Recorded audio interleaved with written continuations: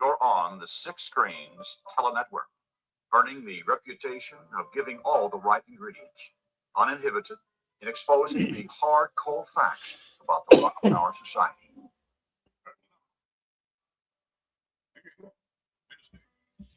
Well, hello everyone, and how glad I am to see so many people coming into the Six Screens tonight.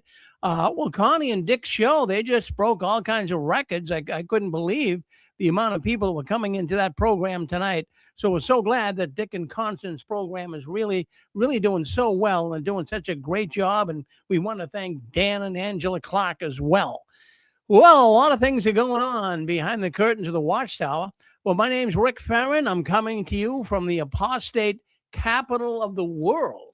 Well, that's right up here in Boston, Massachusetts. And, well, friends, this is where ex-Jehovah's Witnesses come to talk. And they come here every single Saturday night and every other Sunday to talk about their trek in the Watchtower organization. Now, you all know that monumental changes have been taking place. And I don't know if you watch JW Broadcasting. I mean, I have to watch it because I do the news here. I've been doing it here for 20 years. But on JW Broadcasting, as I begin to examine some of these videos, I'm really coming to grips with the fact that the Jehovah's Witness religion is imploding. It is imploding in real time. Friends, you are witnessing here history. No question about it.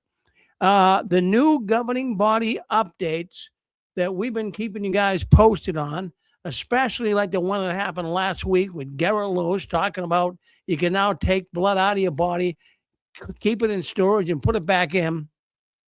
All of these updates that JW Broadcasting has been bringing up, it's really showing that there is a massive decline. Yes, there's a massive decline. The governing body knows it. We all know they're tanking. We all know that they're in free fall. We know they're on life support. And the governing body is essentially, what the governing body is doing is trying to relax all the unnecessary rules to see if they can reverse the decline in the religion. Big time decline. And I think it's kind of useless to do it at this point. They really should have started doing it 10, 20 years ago. Now they're trying to do it very quickly. And man, I'm telling you, it is upsetting the Jehovah's Witness world. Now, I'm thinking if the governing body did act and they listened and acted sooner, they would not have reached this point. They are desperate. Really, friends, you know, you've heard me say before, the monkey died, the circus is over. They take them off the grill, they're cooked.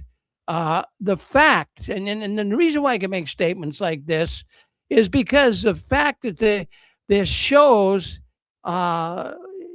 because of so many people are in the decline right now with the Watchtower, so many Jehovah's Witnesses are leaving, and the Jehovah's Witness organization, the governing body in particular, they figured, you know, we got nothing to lose. You know, we can throw all these changes out and, you know, maybe we'll lose some people, but maybe we won't. So they're not sure how this is going to work, but it's not working. It's really not working. They are desperate. The governing body, the Watchtower organization is very desperate right now. They are, they're really trying to get money from Norway. We know that. And maybe this week we're going to hear about that. They're willing to actually go to court and lie so they can get the money from Norway. And they know this could really cripple them. If Norway doesn't rule in their favor, there's going to be a lot of European countries that are going to withdraw funds from the Watchtower. So, you know, when you stop and think about it, the Watchtower is doing so much to get this money from Norway. They're hiring big time, expensive attorneys to defend them. Really. And spending a lot of money doing this. And these guys don't work cheap. The big time attorney they had that came up and lied, he paid $600 an hour. So what this shows me, it shows me that the money is running out, and it's running out quickly in the Watchtower. Now, I'm not saying they're going to go under. I'm not going to say they're going to go under by bankruptcy, but I'm saying the money is running out. You only have so much money. They have sold so many kingdom halls, so many branches, and friends, you can only liquidate so many assets before they run out. I mean, it's like you, okay? Maybe you need money. Maybe you have a second house. Maybe you have a third house somewhere. So you need money. You're going to sell it, right? But geez, after you sell all the property off and you're still hemorrhaging, you still need more. That's exactly what's going on in the Watchtower.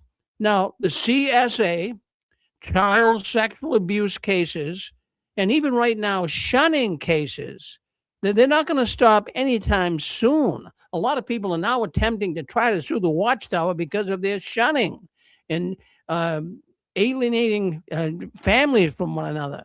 So they're not stopping soon. And all of these lawsuits are getting more expensive, as inflation goes up. Before him, if the Watchtower paid out $100,000, that was a lot of money. Now it's in the millions. So what we see that's going on behind the curtains of the Watchtower, we see first world membership. And when I say first world, I'm talking about the USA. I'm talking about countries in Europe, Australia.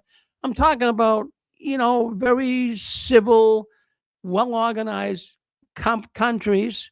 And these first world countries, the Jehovah's Witness membership is quickly dropping a lot of money. They're not putting the money in the boxes. They're not giving the donations that they gave. Now, the third world countries, Africa, India, many countries in Africa, not all, but some of the countries in Africa, India, around the world, Bangladesh, places like that, they're trying to get more people there, but they don't have the money to give them. So they're in a real pickle. And, when I think the Watchtower was in a pickle, but they crawled out of it, I often think about 1975. In 1975, the Jehovah's Witness organization was also in a pickle back then. They really were, but they wiggled their way loose. Yes. And we'll discuss why. It's a different world today.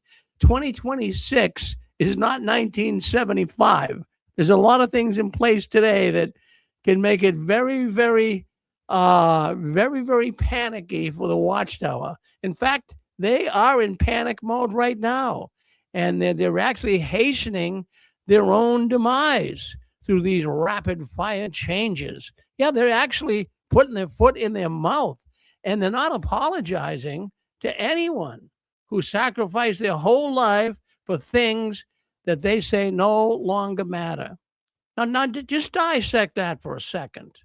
The Watchtower, there's people listening to this program, including myself. I was a Jehovah's Witness for 50 years of my life. I sacrificed a lot. I gave them money. I gave them my time. I spent so much time even away from my family to try to suit their needs. And now they're really saying that, it didn't really matter what you did back then. We're changing things. We're in a whole new organization. And the other thing you have to realize, too, with the Watchtower, the sense of urgency is gone. Yeah, the sense of urgency is gone. I mean, there's people listening to this program. They joined the Jehovah's Witness organization because there was a sense of urgency. Armageddon's coming. You better, the clock is ticking. The generation will not pass away. The generation of 1914 will not pass away before the end comes. Well, they're all passed away now. So they got to keep moving the goalpost. So there's no sense of urgency. And, this generation of 1914, forget about it. That's done. And now also, many Jehovah's Witnesses are waking up to the fact that they won't even be in the new system in their lifetime. Put that one in your pipe and smoke it. That's causing a lot of problems. Friends, all you have to do is drive by a Kingdom Hall. You'll see so many less cars in the parking lot. You'll see field service groups. No, nobody's even meeting. Who's going to go out and service today? Instead of knocking on doors, you get the witnesses babysitting a cart, sitting next to a cart in some city place or some country place, and hopefully someone will come by and talk to them. So I'm even thinking out loud here. We always talk about what would be the next big change. I mean, all of us ex-witnesses were always thinking, what will be the next big change? Well, it could be renaming publishers to website publicity agents. Have you thought about that? Because they don't really preach to you anymore. JW.org, well, they'll do the preaching now. So all you are is a witness today is a publicity agent for their website, jw.org. So, hey, who knows? Maybe they will start calling them that. But you've got Kingdom Hall branches being sold off. You've got all of this liquidation of their assets are running out. And the memberships are dropping off like flies, like we say. And we're so glad to see it. And I'm now saying too, this is what really gets you. I know in Dick and Constant's program, we had a lot of people calling in, and they were very concerned about how casual and how ungenuous Loesch was, and all of these governing body members are when they deliver a message.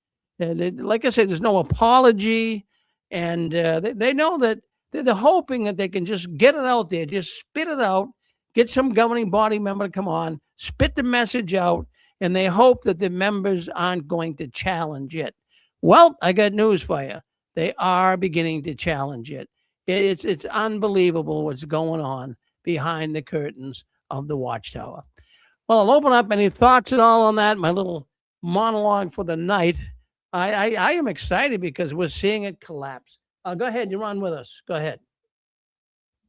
Rick, could I ask a personal question? Sure.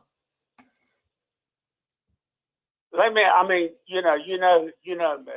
I have no doubt that the Watchtower Bible and Tract Incorporation is going to completely collapse. Tell me, what are Jehovah's Witnesses supposed to do after that happens? Go to a church? Well, we're going to talk about that tonight as well. We're going to, on my next little news piece here. Many Jehovah's Witnesses, they're not talking about this. They're not talking about the changes. They're hearing it, but they're in denial.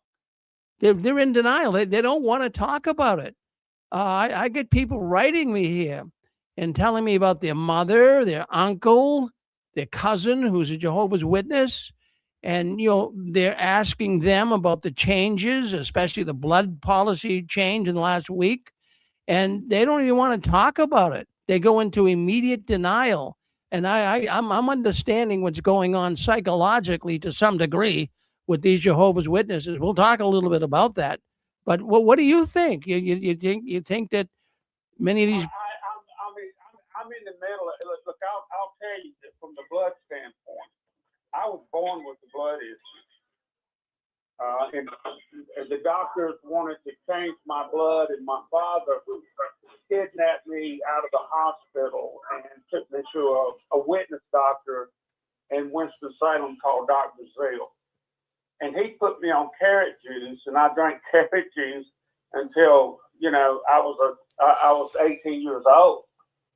And I had great eyesight, but I survived it. However, I had two sisters that died over the blood issue and a brother. And I'm also a respiratory therapist, and I've worked in 7 hospitals.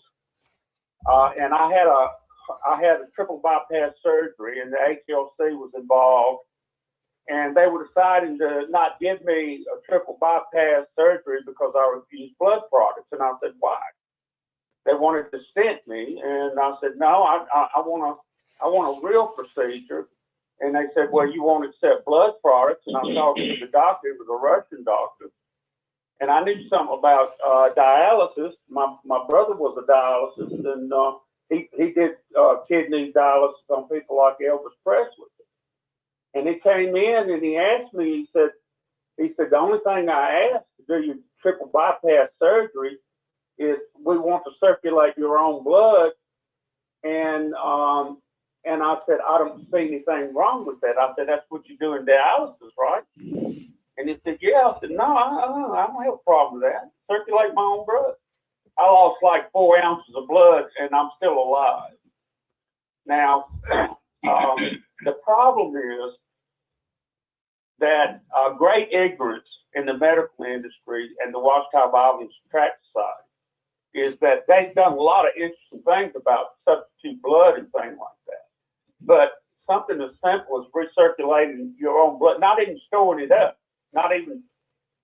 up for surgery, but recirculating it like dialysis. And I survived, and I'm living, I'm okay, I'm even better. But the problem to me is that the blood issue, which is now being exposed for really what it is, and those types of things. I mean, I've got 3 dead family members. What am I going to say to them if they're resurrected? Well, geez, we're so sorry to hear that, caller, that you lost 3 family members. But you have every reason in the world to be upset. Yes. Well, thank you. Thank you. I mean, Yeah. But I've still got all my family's still Jehovah's Witnesses, and they're expressing personal doubts about all of this stuff. I mean, what I'm saying, and I'm not telling them, please don't lose your faith in God and the Bible. And I'm telling them, I said, men, I mean, it's written in the Bible that if you give your faith and trust in men, you're cursed. Men are really, really who has been, and I'm writing a film. I've got the script done, 120-page script is already done. And it's entitled, Who is the Faithful and the Sweet Slave? Very good, caller. Well, let's hope that, yeah. Go ahead. But I mean, let me just sum up like this. I mean, the governing body is not the faithful slave. I mean, that's a biblical fallacy. The faithful slave is not declared until judgment. After the right, we all got that. Caller, we've got a lot of people coming in tonight, so we want to get your comments on the blood. I'm gonna cut it short. I'm gonna cut it. Go ahead. Yep. You got any questions for me? No. The question I'm asking you is what are you hoping will happen to Jehovah's Witnesses that don't want to belong to the organization? You're hoping they connect with the God of the Bible? What are you hoping for? I'm hoping they connect with the God of the Bible and recognize that mankind has no authority on the earth to crown themselves as kings, and that's what. Well, amen for that. And thank you, caller, for calling in. I always enjoy listening to you. Thank you. You take care. Okay, you're hanging with us now. We got a lot of people calling in. Let's go to 651. 651, you're on with us. Rick, can you hear me? Yes. Hey, this is John Terrio. I'm calling from around the New Orleans area. I've called in before. Sure. I want to make a comment about the blood, the blood thing that's been happening. You know, and please correct me if I'm wrong, but I kind of want to, maybe clarify maybe what people are thinking. I keep hearing these people, on your talk show and on Dick and his show and his wife, and people making a comment and saying, "Oh man, they changed the blood doctrine," but they haven't changed the blood doctrine, Rick. They've just modified it a little bit. They still have the old doctrine in place that you can't have a blood transfusion. You can't go into a hospital and have a blood transfusion. What Loesch has done is he's playing with a two-headed coin. And what I mean by that, normally when you flip a coin, you see the heads or tails, and you have an opportunity to win, 50-50 chance. But he's playing with a double-headed coin. The coin has 2 heads on it. That's the way the Watchtower operates. So, his comment was that it's everybody's personal choice if they want to put blood in storage and and then have him give it back to you. And what he's doing, he's just that's the way they operate. They're just setting themselves up to protect themselves, and they're putting in a way they're putting the blame on the brothers and sisters in the congregation. You know, Jehovah's not telling you that you can store your own blood and use it, but it's your own personal conscience. And so it's a double-headed coin. No matter which way they go, they're protected. They still enforcing the old blood doctrine. You know, you can't have a blood transfusion, but they're just twisting a little bit to get themselves out of the hot seat. And the lawyer in Norway, he did the same thing when he made his comment, when he said that Jehovah's Witnesses don't shun is coming from the apostates. What he really meant was they don't make the announcement that somebody's being shunned. The announcement is they're being disfellowshipped or removed. So he's actually not lying. He's telling the truth. Technically, in the court of law, he is telling a technical truth. Now, it's a lie because we understand the whole purpose of this courtroom argument, but he's lying. He's lying and he's telling the truth at the same time. It's a double-headed coin. No matter how they flip it, they win. Do you understand the point I made? Oh, yes, I do. Yes. In fact, well, the Watchtower words things in such a way that it's very difficult for a witness. Now, you and I can pick up on what they're saying, but for a witness to pick up on it, it goes right over their head. They believe that the governing body is not really making a change or anything. And like Lowe said, he's just trying to clarify it. But it really was a change. We know that. But they just think, well, you know, just let it go. The governing body is getting direction from Jehovah, and they're just allowing it now because Jehovah. Well, I'll tell you what I'm hearing in the ex-witness world. Some people are saying Jehovah is relaxing some of the witnesses are saying Jehovah is relaxing the rules so that, you know, they can live out the last days on this planet in a better situation. Isn't that foolish? You know, Rick, and also, am I still on? You're still on. Yeah, you get up there and go ahead. One more minute, then we get some more callers to come in. Yeah, go ahead. Okay. I had a conversation with the Jehovah's Witness elder yesterday for about 2 hours about this new announcement, and we were riding in his car for 2 hours, and so I was very careful how I would ask questions, but I brought up the thing about, you know, I said, hey, I saw on jw.org that they made a new announcement about the blood. I said, I don't really understand it. Can you explain it to me? So I got him talking. And so he told me about the old doctrine. You can't have a blood transfusion. But I asked him, I said, well, what's this new thing about? I said, the comment that this guy said on jw.org said that you can use your own blood. I said, what is that supposed to mean? But anyway, just to cut the story short, I'm gonna get to the point. And I asked him, I said, well, what's the difference between a dog's blood, a cat's blood, you know, somebody else's blood, another human being's blood, or your own blood? I said, blood is blood. I said, isn't that still going against what the Bible teaches? They claim that you can't have a blood transfusion. And I wish you could have seen his face. He absolutely did not know what to say. And he looked like he went into a kind of a shock. But anyway, that's my comment. Well, it's a good comment. Well, thank you for sharing that with us. That's exactly what's going on right now. They don't know what to say. Thank you. Who else wants to come on? Let's go to yeah. Go ahead. You're on with us. Yeah, go ahead. Rick, it's JJ again from the UK. Yes, Hi. JJ. Good. Hi. I just wanted to pick up on this point with regards to what the position was on storing your own blood. So it's quite interesting. If you go to the Enjoy Life Forever book, this is the book that they currently use in the ministry. It's just what they use to study with people. On page 255, it's under the section Medical Procedures Involving Blood. It says there are medical procedures that make use of patients' own blood. some of these, such as a person donating blood or having his own blood stored in advance of surgery, are not acceptable for Christians. So this is the current book that witnesses use to study with people. Now, what Garrett Loesch was doing last week is gaslighting.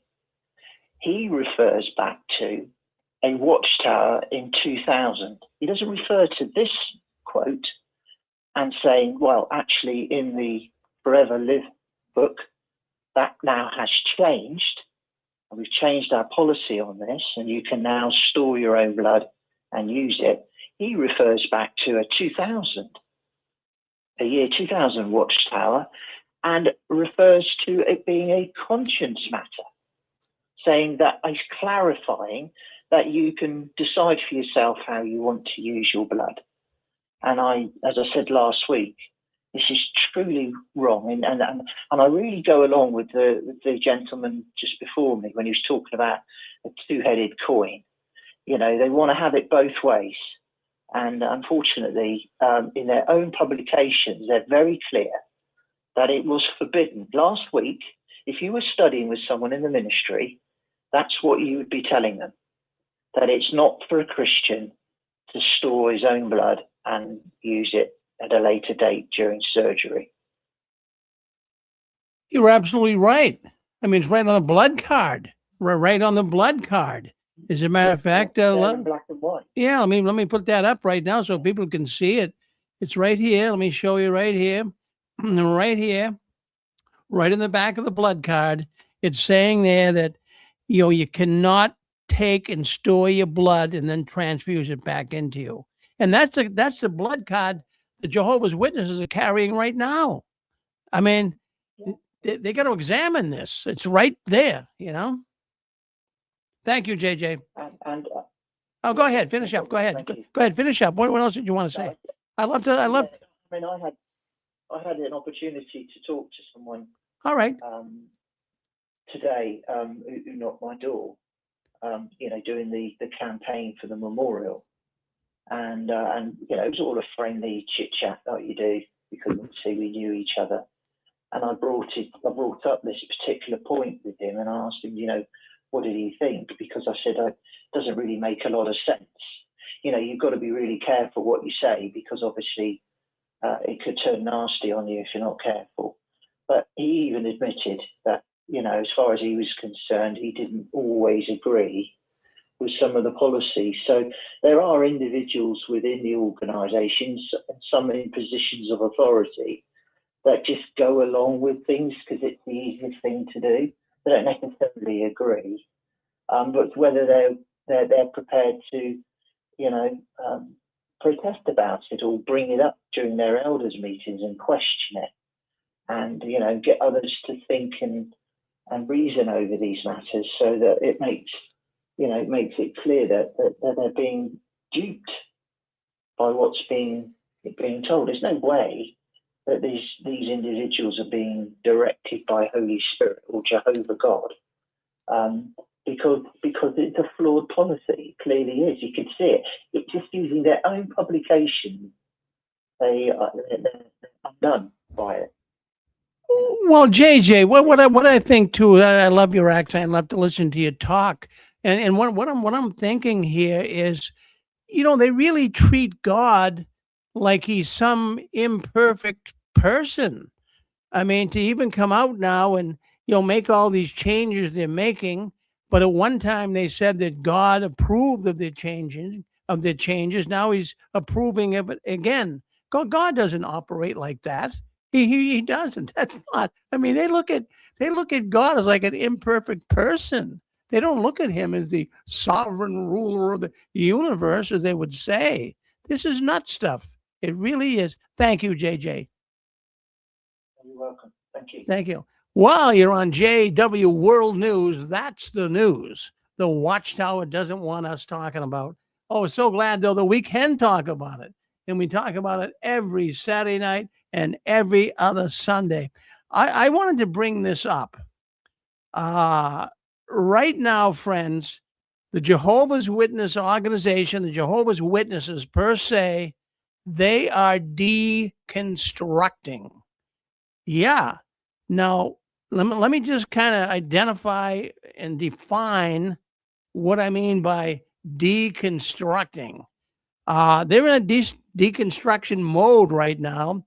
And the term generally refers to the process of critically examining and taking apart your religious beliefs, your doctrines, and your traditional faith structures. That is what the Watchtower, many Jehovah's Witnesses are doing right now. They're deconstructing. And this deconstruction, and there's many witnesses doing it, believe me, more than you would think. This is often driven by emotional letdowns. Friends, the Jehovah's Witnesses have been emotionally drained.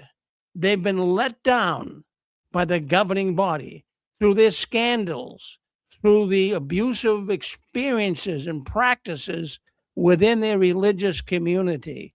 Many Jehovah's Witnesses are feeling this, and it's not necessarily destroying their faith. Now, let me just explain this to you. You know, when you were one of Jehovah's Witnesses, even when I was one, and I started to see some of the flaws in the governing body, and when they joined the UN and their involvement with Johannes Grieber and all of the Blasphemous and all that stuff in the past, you know, it wasn't destroying my faith in God. It was destroying my faith in them. But see, this is a process right now a lot of Jehovah's Witnesses are going through.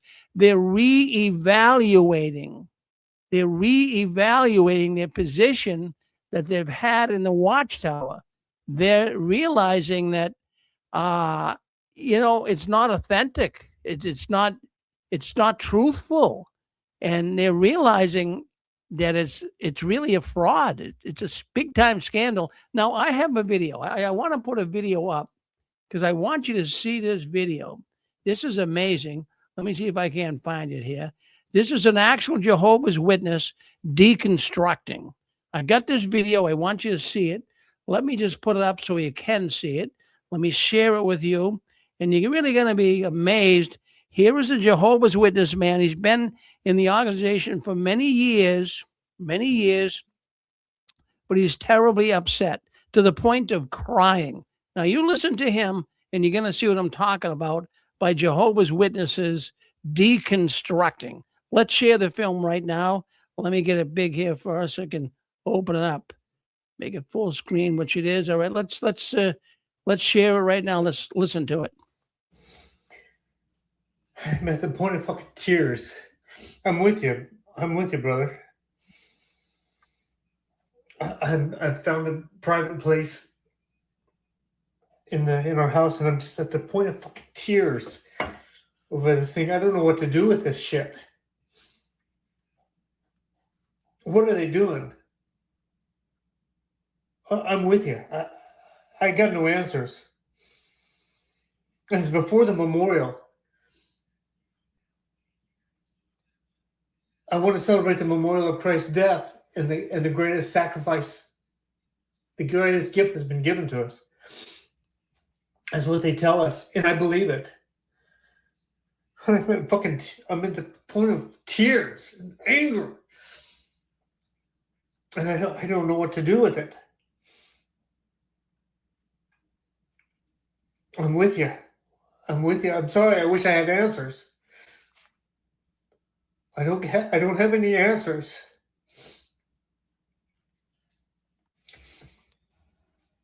My wife pointed out I'm losing my religion. I've been hanging on to it. I've been identifying as a Jehovah's Mugwump. I've been sitting on the fence watching these changes and hoping for better. And this is actually better. This is an improvement. This will save lives, potentially, I guess.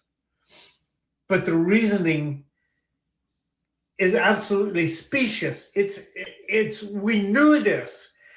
There's no reason we couldn't have said this decades ago.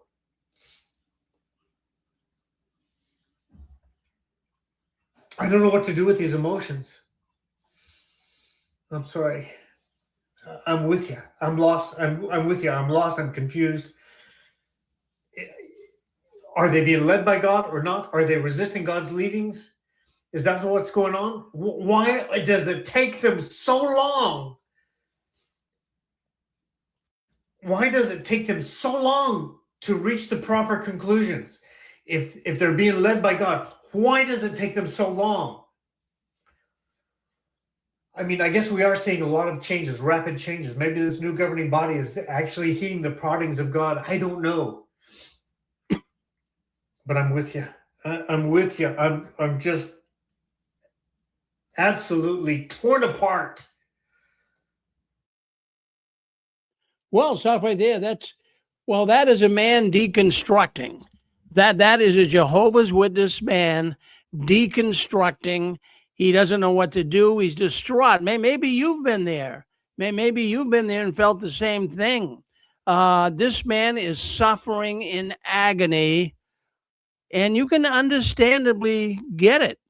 Outsiders, they might not understand how devastating this is, but right now, this deconstructive movement among Jehovah's Witnesses is taking place.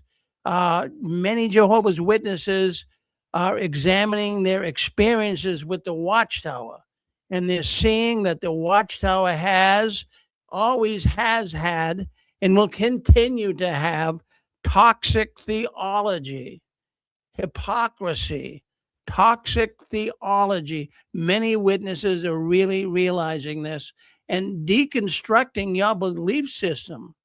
Friends, this can be one of the biggest nightmares of your life. Really, did you notice the man, his hands are shaking? He's really just totally distraught. It's a terrible thing. Now, in the process of deconstructing, many witnesses are not talking about it. Many witnesses are experiencing the 5 stages of grief, and I'm going to get into that because I believe that's what Jehovah's Witnesses are experiencing right now. Now, just to bring you up to speed on this, I've been getting a lot of people emailing me and giving me information about their relatives who are right now Jehovah's Witnesses. And they go and they ask them, hey, have you heard about the blood change? Have you heard about all of these changes? What do you think? And a lot of the witnesses go mute. They will not discuss it. And there's a reason for that. And I'm going to tell you why in just a second. But, really, I got on jw.org, and for a full week now, for 1 full week, there has been no blood update. Here they dropped a big blood, bomb last week with Loesch. There's been no update. The Brotherhood is completely in the dark. As I said, they're mute. I know they know about it, but they're not talking about it. So the bomb has been dropped. Watchtower is saying nothing about it again. The hospital liaison committees have not been given any new information. Come on, Watchtower, you got to move on this. If you can now take your own blood stored and put it back into you with a transfusion, well, the hospital liaison committees, these elders should be aware of it. But there's nothing that I've read, like crickets out there. There's nothing I've seen that's given the hospital liaison committee members any new information. And the majority of Jehovah's Witnesses, as I say, they're appearing to be ignoring this new light completely. Nobody really knows, at least they're not talking about it, what's going on. Folks, I think, I'm going to go down, I'm going to go on the record saying this. I think that we may be witnessing, all of us ex-Jehovah's Witnesses, we may be witnessing something for the first time in Watchtower history. They're losing it. They are totally losing it.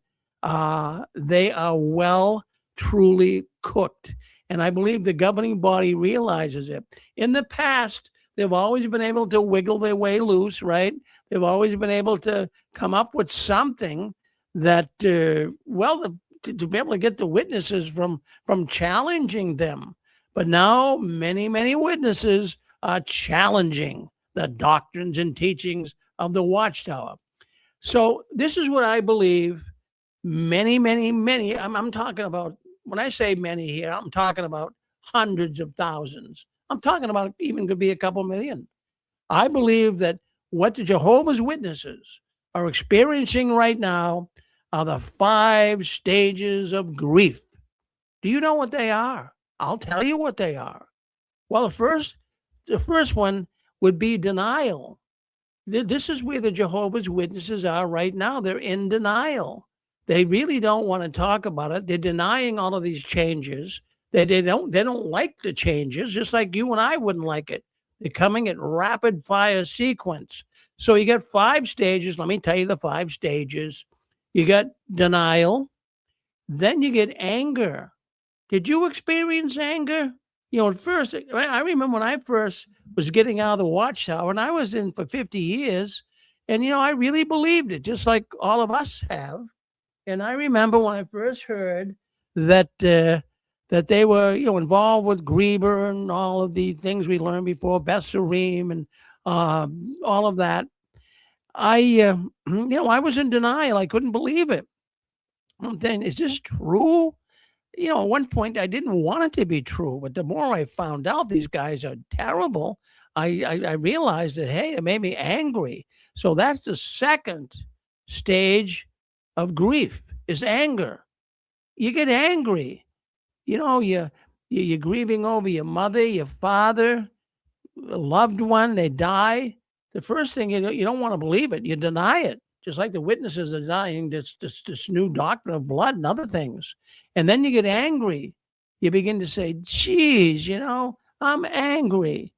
You know, the loved one I had died. I'm gonna miss that one. I love my father. I love my mother. I love my brother. Love my wife. So you get anger. And now there's other parts too. There's 5 stages. Bargaining. Oh, bargaining. You got denial, which the Watchtower people are doing right now. You got anger, which they're doing right now. Now you get bargaining. Well, what does that mean? How do you bargain in the 5 stages of grief? Well, let me try to put these emotions in perspective for you.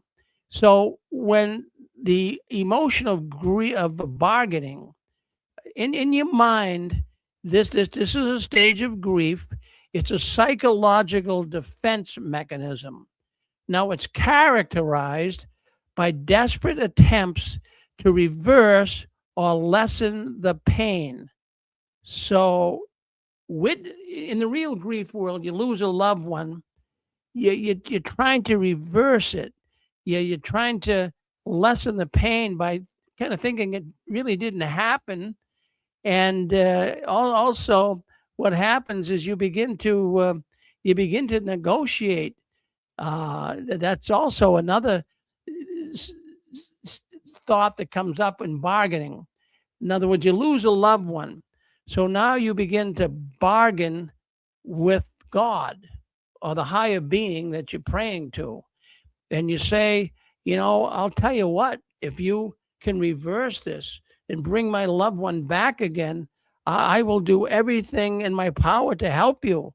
I will do more. Maybe the witnesses are saying, I'll go out and service more. I'll do whatever. They don't like what's happening. They're going to start bargaining with God or even themselves. So this is a buffer against intense helplessness.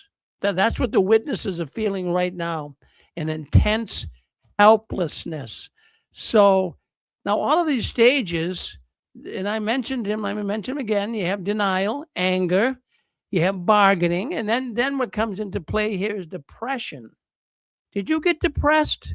There's plenty of witnesses right now that they're at that point. They're depressed, and they're not really accepting all of this. And that's the 5th stage, is acceptance, that they can't accept what happened. And that's where the witnesses are today. So I'm putting the witnesses in the 5 stages of grief. Many are almost through it, but there's many just learning about this for the first time.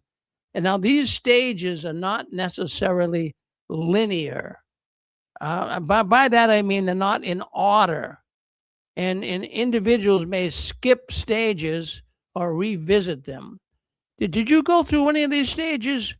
These stages, by the way, in the stages of grief, they're a way to process shock and pain. And that's what the witnesses are doing right now.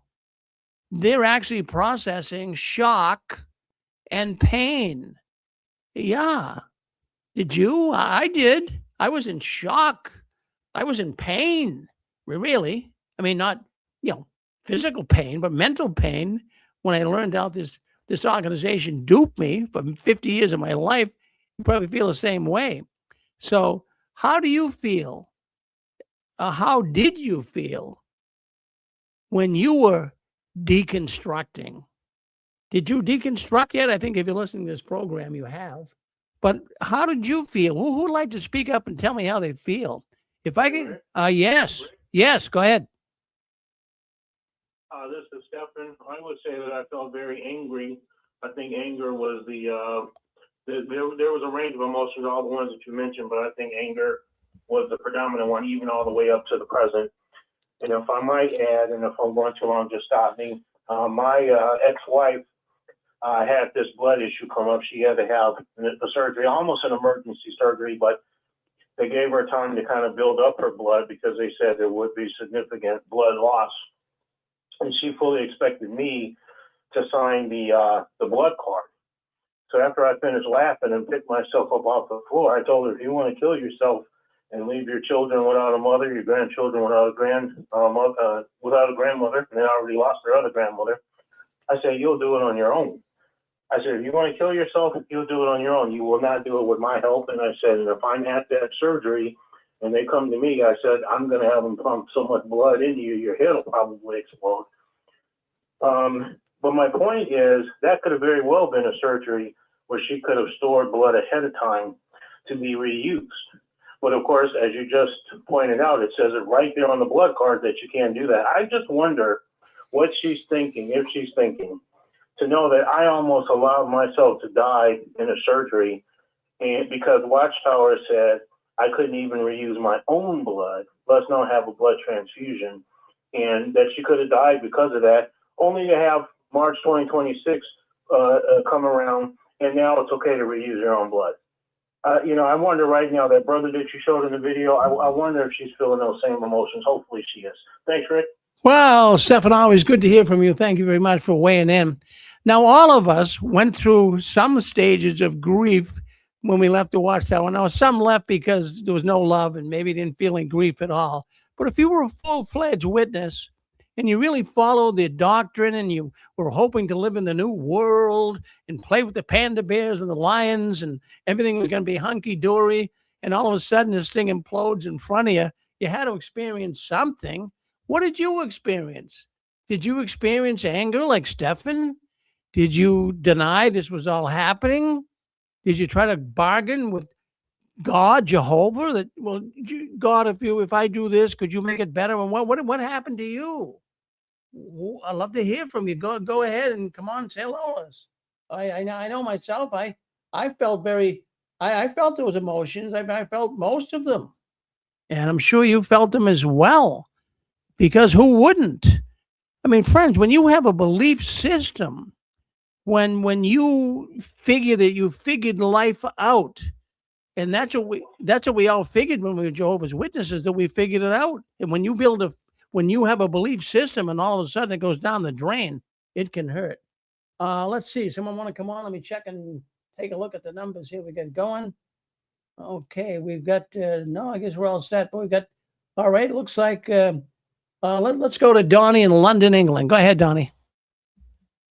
Oh, hi there, Rick. I'm just thinking that after shock and anger, often comes resentment.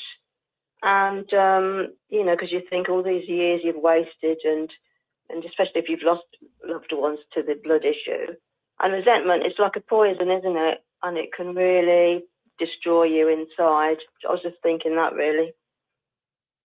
Yeah, Donnie, it really can. I mean, maybe it doesn't bother some people, but to really what we all felt when we were Jehovah's Witnesses, we all felt that, wow, this is amazing. We got the truth. We know more than everybody else. Jehovah's teaching us, and we have the answer to life.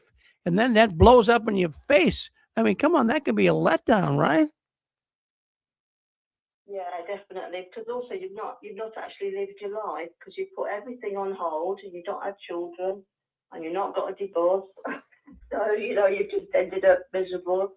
And so your life's been, you can't take those years back. You can only rejoice that you got what, God woke you up and that you got out of that crazy religion, if you can call it a religion. Oh yeah, no, I feel really good today. I really, really do, and most people do. Being free, like just on a Saturday morning, I could get up today and do what I want to do. I'm not putting all the kids in the car and running off to the meeting to go out and service and knock on doors and people aren't even listening. What a waste of time. Jeez. Well, Donnie, always good to hear from you. My goodness, always good to hear from you. Calling in from London. Thank you, Donnie. Thank you. Thank you very much, Nick. All righty, thank you. Well, anyways, things are happening, friends. I'm telling you. This is not. Yes, go ahead. Yeah, I'm glad. I'm really glad you're putting, these things, not necessarily in order, but giving us telling us what they are. Because when we came out, there was no understanding of what we were going through. There were no therapists, but this is a really good description of what you go through. And like you said, it's in no order. When I first left, I was very confused. I second guessed myself. I wondered what I was doing, that I was okay. Then I was in extreme fear. I thought Jehovah was I was driving a convertible at the time, and I thought Jehovah's hand was going to come down and grab me out of my car and throw me on the side of the road. And I went through that. Then I went through anger, and I was angry for like 10 years at the governing body. And I was projecting it onto everybody. I wanted to kick pastors to the wall. If I went into churches, I didn't want anybody telling me anything. But it's some kind of weird thing. Like you said, Rick, at least you're putting words to it so that people, and it's by grace, because people out there that are going through it are, you think you're crazy. You think you were in this world totally consumed by Watchtower. You didn't know anything about the outside. You didn't have a lot of tools. You don't have a lot of skills.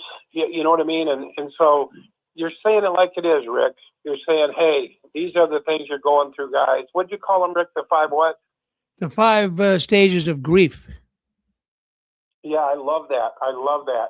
Boy, that sure helps. That's going to help a lot of people, Rick. And I got to tell you, I've never had more than probably 2 or 3 people on my site before, witnesses, and to have almost 400 Jehovah's Witnesses. And it's weird, Rick. You said something interesting a minute ago. You said they're quiet. I think they're quiet for a couple of reasons. One is I think they don't know what the hell's going on.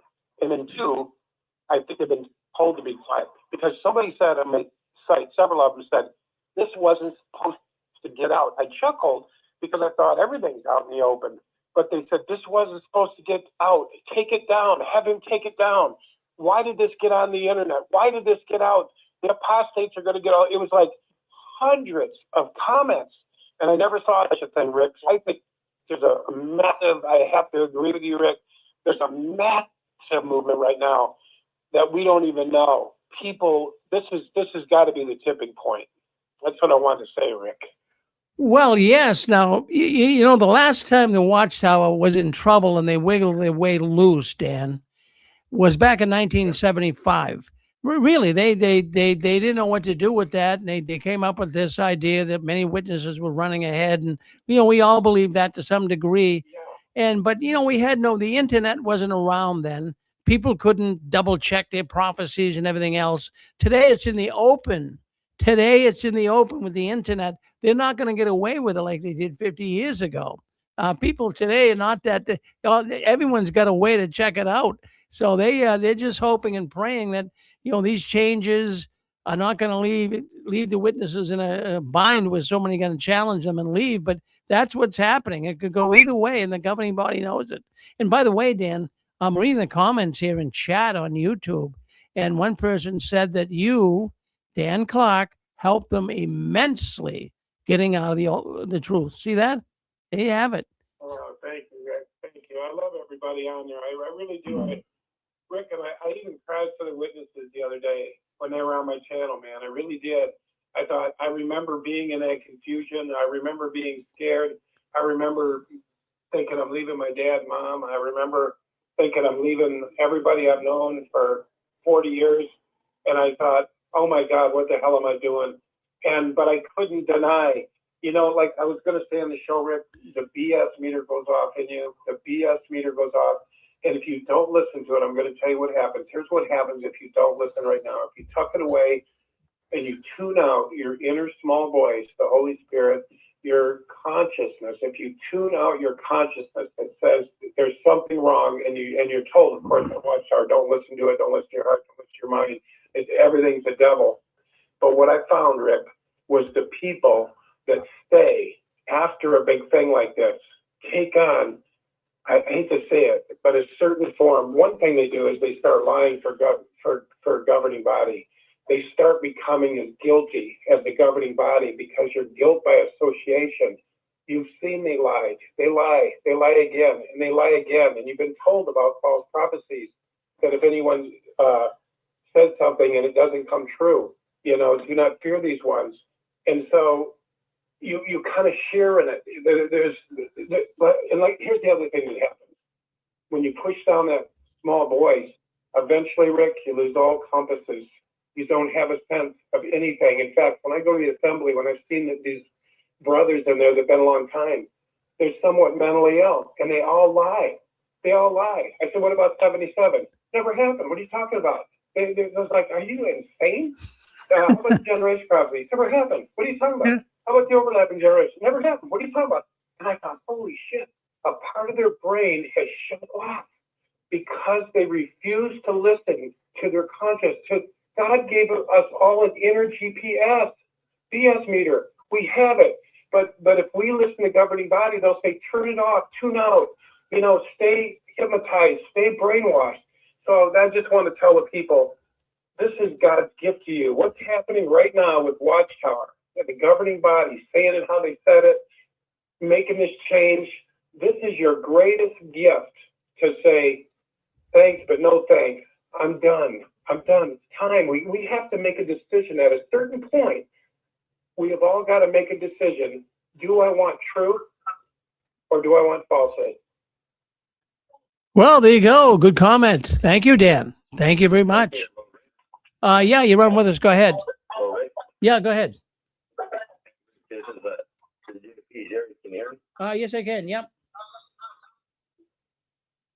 Yeah, I was going to say, Rick, there's a lot of people waking up from this blood change and stuff, but I think that there's going to be a lot of JWs that are going to still be asleep and not wake up from it, because I had spoke to my mom and some of my other JW family and talked to them about it on the Thursday, even the day before they made the change. And I tell you, Rick, I got like a ghost face from all of them. They looked like they had all seen a ghost, and they didn't want to comprehend it or even face what the potential change was. And then it happened, and since then I haven't heard from any of my family.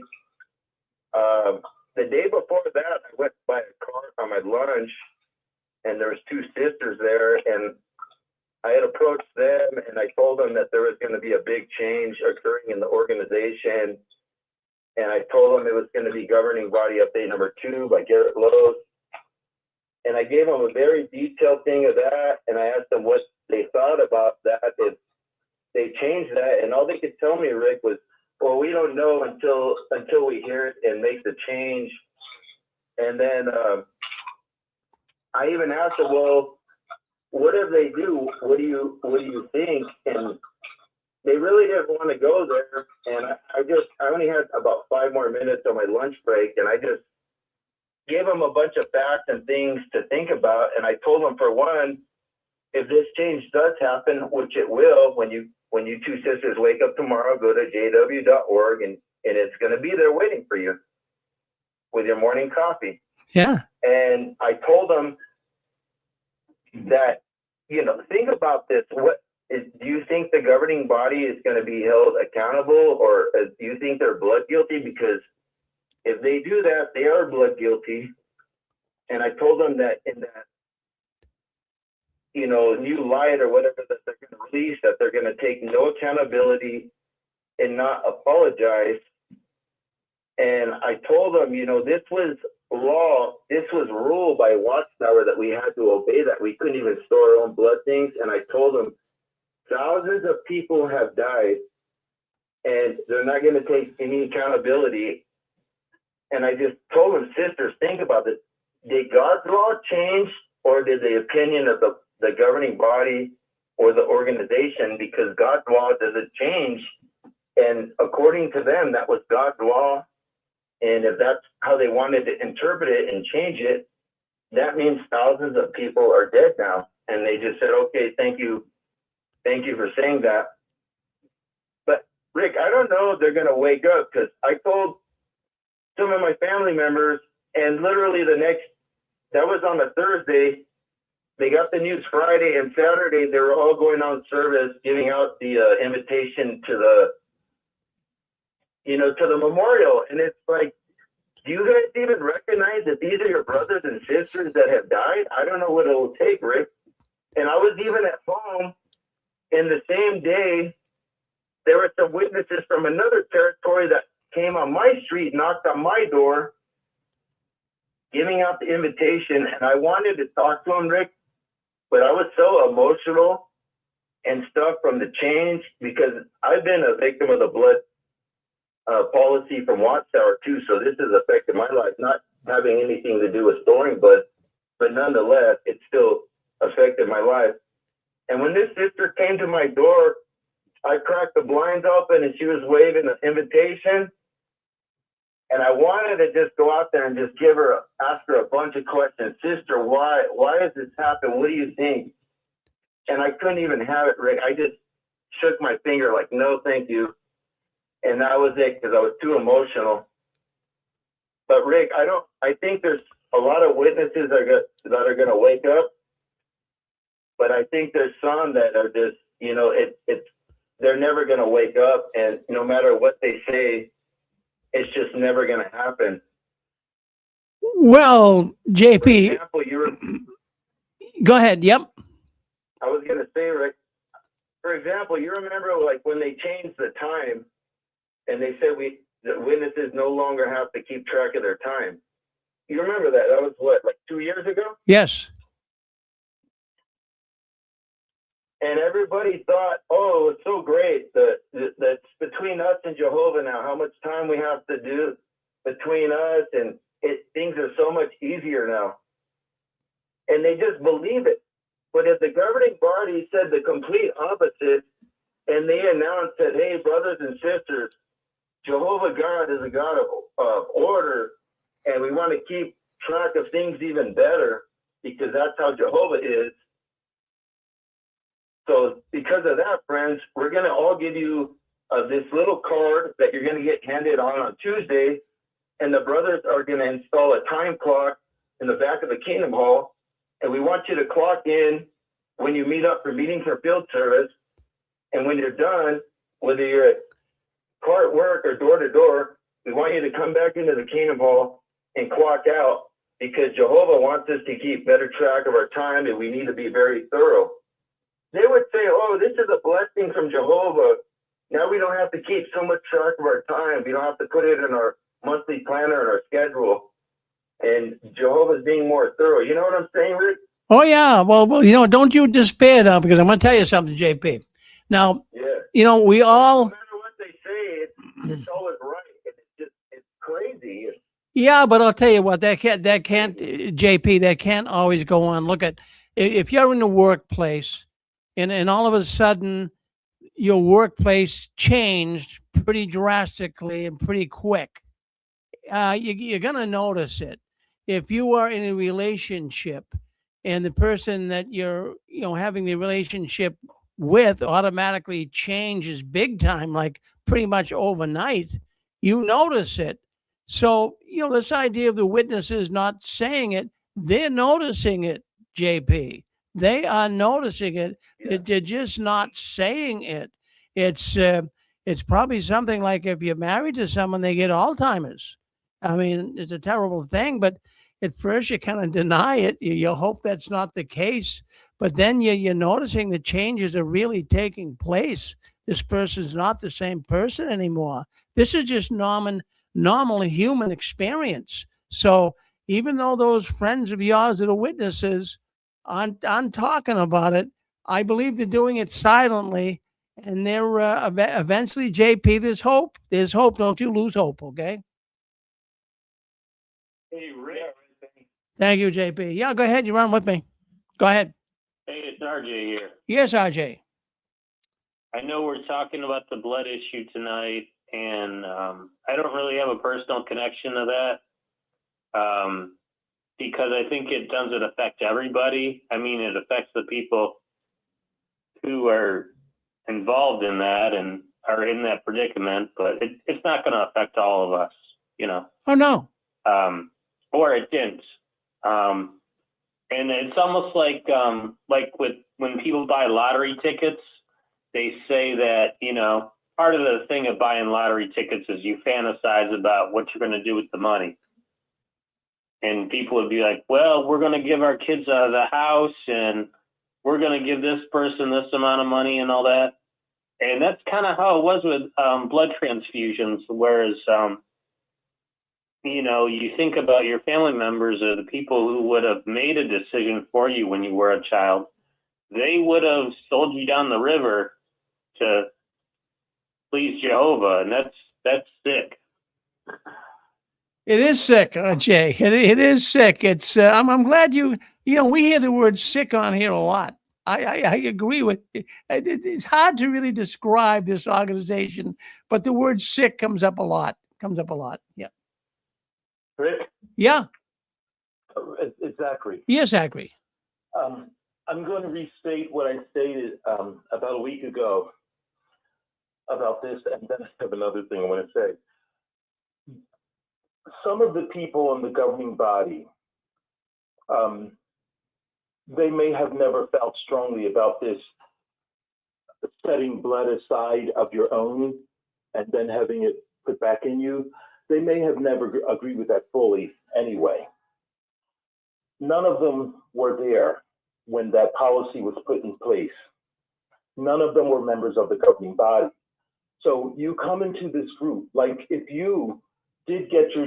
they did bring you in, Rick, on the governing body, and if you disagreed with that, what would you have been able to do? Nothing, right? Nothing. Nothing. So they need a supermajority to change a policy. And so you'd have to wait until there are enough people who are questioning it to change the policy. All of the people in this governing body were not there when the policy was put in place. And what I see in this governing body is they're removing a lot of those old rules. That's what's happening. There are enough of them, a supermajority, to remove that rule. And I'll tell you this, a thing that's going to happen, and I don't talk like this often, a thing that's going to happen is they're going to allow people to celebrate birthdays. Just like they currently allow a brother who has an, as they say, unbelieving mate, they allow him to have a Christmas tree in his house. It should not be in the main room, but they allow it. They allow it in a room that is not the main room because they say that that brother's wife should have freedom of worship. If she wants a Christmas tree, he should allow it. That's in the writings now. So I do think that they will allow birthdays one day because, why? Okay. Today I was looking at some video about some president in Africa who was doing Ramadan prayers, and all the people were so excited. They didn't even know he was there, and then they found out it was the president. And so all the comments were in French, a lot of them. I'm testing my French, like trying to translate it. And then after I come up with my translation, the comments to the video, I click on translate to English and I see what was there. So a word that I saw was the word fete, F-E-T-E. People were saying, bon fete, President so-and-so. And so I translated it, happy holiday, because of Ramadan. But then when I did the translate to English, the thing said, happy birthday. And I thought, I don't even think it's his birthday. And I realized there's a translation thing going on. In the Bible, when Job lost all his children, they were at all the children were at one of the houses because it was that person's feast day. I think they may use that scripture to start to allow people to give some special attention to their date of birth, the anniversary of their birthday, their date of birth. Mm-hmm. Well, I hope they don't call it feast day, but I mean, that'd be kind of, yeah, but they probably could, but they will use that scripture. Yeah. You know, they always use an off word. Oh, yeah. Semantics. Yeah. Yeah. Yeah. Well, that's my thought. Well, that's a good thought. Thank you, Zach. It's always good to hear from you. Thank you very much, Zach. Well, you're on JW World News. Who'd like to speak up? Did you feel any of the anger? Yes. Who's this, Randy? Yeah, this is Randy. Hi, Randy. I just wanted to say that, I know probably right now there's more active JWs listening probably than you've ever had. I mean, years ago, I was an active JW. I was listening to your show, of course, in private. But I know they're listening, and I know, like, what was the guy's name? The brother, a couple of callers before, JP. He says he doesn't know how many is going to wake up, but some will. And I agree with them. I think probably a large number of them that's listening tonight will probably wake up. Well, I've got something really to say. I'm sorry, go ahead. I'm going to say you're right. There are active witnesses listening in right now. And our telephone lines here, Randy, you can't believe what happened here in the last couple of months. It's exploded. What's that tell you?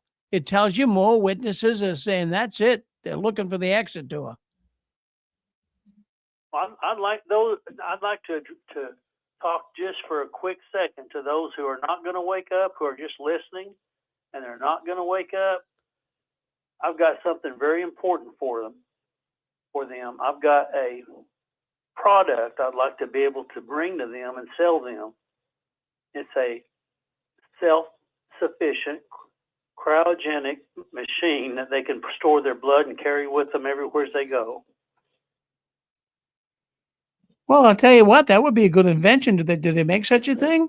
I mean, you're making it sound real. No, basically, they ought to think about that, because that's what if they're going to stay asleep and not wake up and not smell the coffee, they need something like that. Right. Because, I mean, this idea of even when Los came on and saying you're able to store your blood, I mean, that's a bigger task than you would think. And, what about, like, I can see for an emergency situation, who's going to have their blood stored? It's This is where they have medical ignorance. Like, they've not been in an operating room. They didn't take high school biology.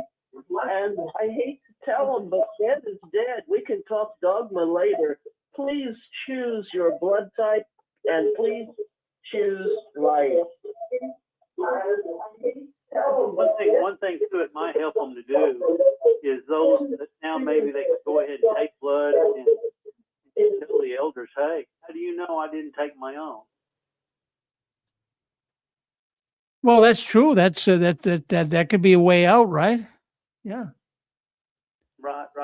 I think eventually they're just going to go ahead and open it up and let them take everybody's blood at some point. Well, they got to. You can see them moving in that direction, but they got to do it slow and very cautiously, Randy. very cautiously. Think of all the people that are sick. There could be someone in the hospital right now. Yeah. I just hope this will wake up my daughter and some of the other people's loved ones that still asleep in it. I just hope it will. Like JP said, there's a lot of them's not going to wake up, but there's going to be a lot that will. There's a book by Diane Wilson, a paperback, and she talks about the losses of the babies with RH factor and the pregnant women. Her name's Diane Wilson. She was a witness. Well, Randy, I'm really ashamed of what I did. I'm ashamed of what I did when I was a Jehovah's Witness, talking to the doctor, going to do a C-section on my wife. He says, no, he said, I can't promise you, because I asked him, promise me you won't give it to her. He says, well, I'm telling you I'm not, but I can't give you a promise because I've never faced this before. Other doctors will just promise you and lie, and in their mind they're going to give it the minute they need it. And here's what I said. This is what I'm ashamed of. I said, I just got to tell you this.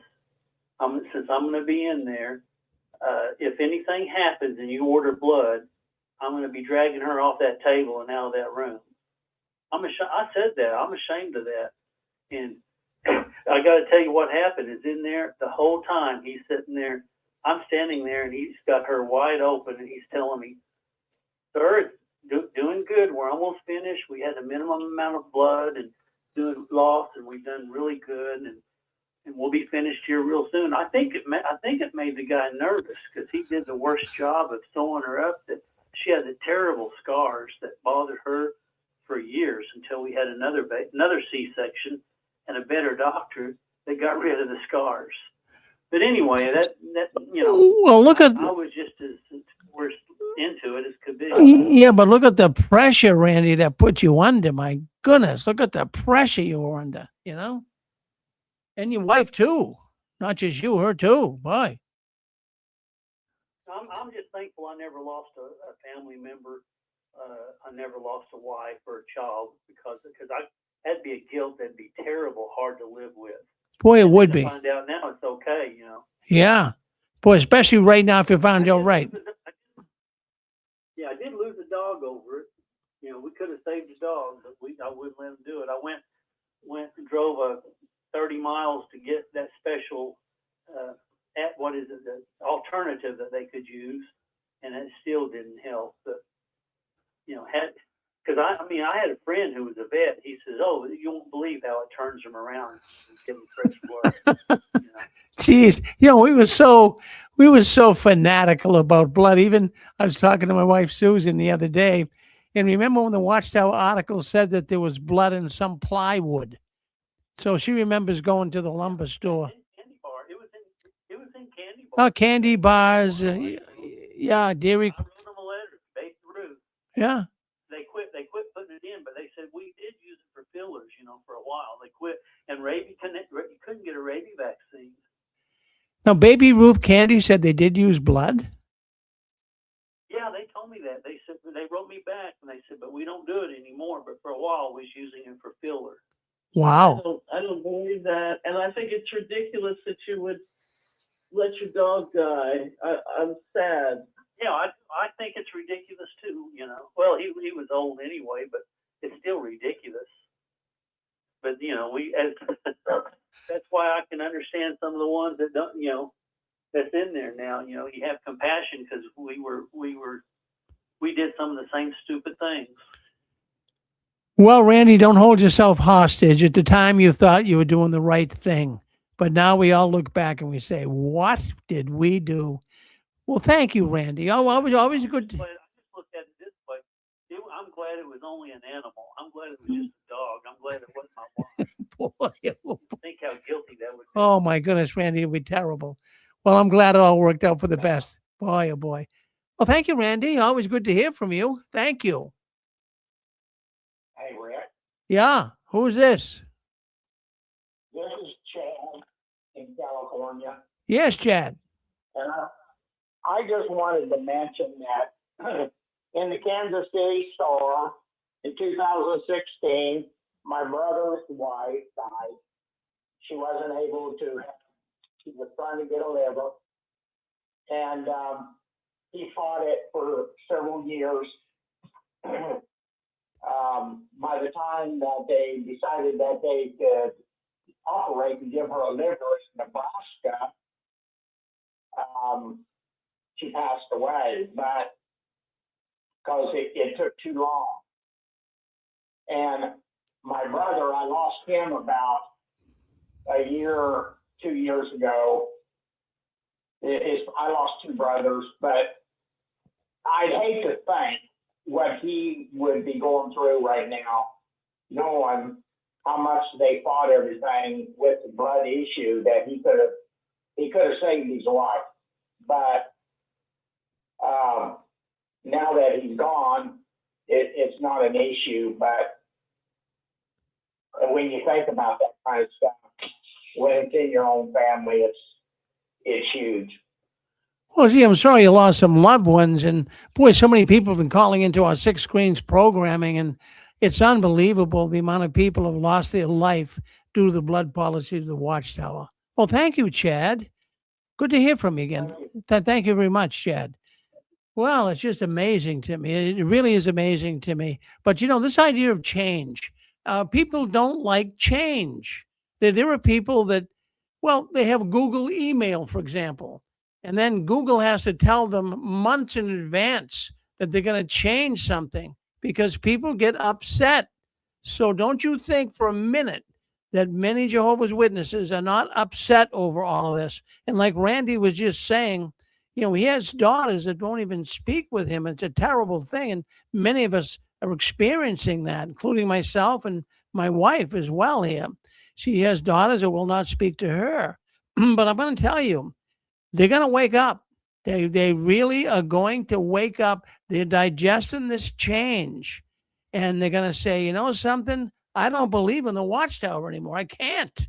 But look at that man I showed you here tonight, deconstructing. The poor guy is shaken. He's crying. He's in tears. Many witnesses are like that right now. People do not like change.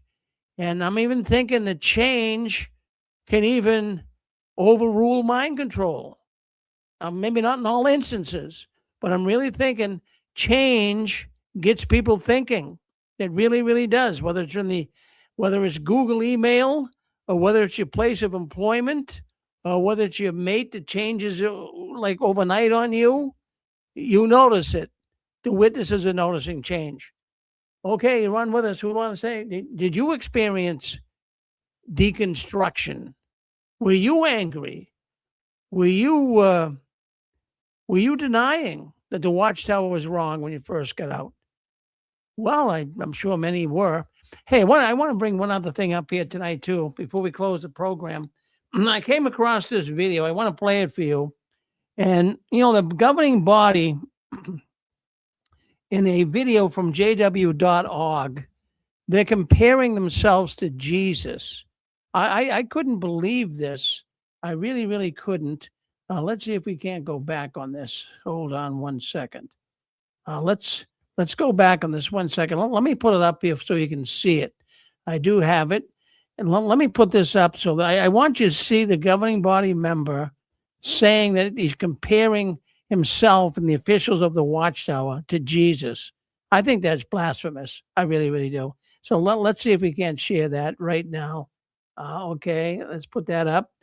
Let's play it. And I'm going to make it a full screen so you can see it better. Let's make it, well, I might not be able to make it full screen. Oh, yeah, I can, yeah. All right. Well, let's start. Let me get it back here, and we'll put the sound is muted, so we can get the sound going. Okay, let's do it. The body could be likened to the voice of Jesus, the head of the congregation. So when we willingly submit to the faithful slave, we're ultimately submitting to Jesus' authority and direction. Let me play that again. I mean, this is what they're saying now. The governing body is comparing themselves to Jesus. I mean, isn't that taking full liberty here? Well, what do these fools think they're doing? I mean, they're mocking God. That's blasphemy. That's blasphemy. Well, let's listen again. I want you to hear it again because I couldn't believe it when I first heard it. Listen in. The governing body could be likened to the voice of Jesus, the head of the congregation. So when we willingly submit to the faithful slave, we're ultimately submitting to Jesus' authority and direction. That's sick. I mean, we use the word sick. Yes. That's really offensive. I couldn't believe it, Pixie. I mean, who would have? I have never heard a pastor, a priest, a theologian, a scholar compare themselves to Jesus. That's over the top. That's the height of hubris, pride, and arrogance. That and well, Farron, you're much more Christian than I am. I could go agnostic or atheist any day. I find that offensive. Oh, no doubt. No, that really, you know what that is? It's blasphemy. It's really putting yourself in a position that they shouldn't put themselves in. And he's saying, mortal men be so egotistical. My word. well, that's why. I mean, really, even if I was a witness and I heard them say that, I'd have to start looking for the exit door, Pixie. I would. There's something wrong. You don't go saying stuff like that. That's total. Only an imbecile, only a person with a grade level 5 mentality, about 11 years old, would accept that, because when you're 11 years old, you don't know if Santa Claus exists, the Tooth Fairy exists, whether the Easter Bunny's real. But only a person 11 years old would connect with that.